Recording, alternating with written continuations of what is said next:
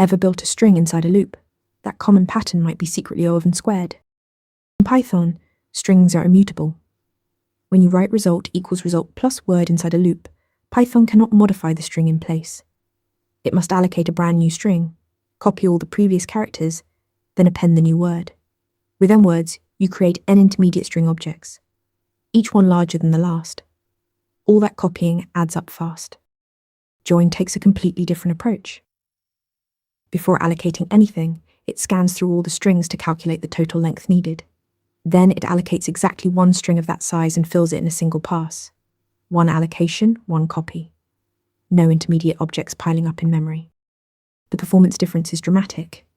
Concatenation is O of n squared.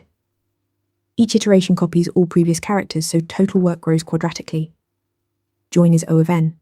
One scan to measure, one pass to fill. The memory story is equally important. All those intermediate strings trigger garbage collection. Join produces no intermediate objects, so GC pressure drops to near zero. At small scale you won't notice, but with thousands of strings, join is orders of magnitude faster. Whenever you build a string from a collection, reach for join. It is the Pythonic choice, and it is orders of magnitude faster. Want to get better at answering questions like this? With Interview Mentor, you practice real interview questions out loud. You get personalized feedback and a grade on every answer, and you can track your improvement over time.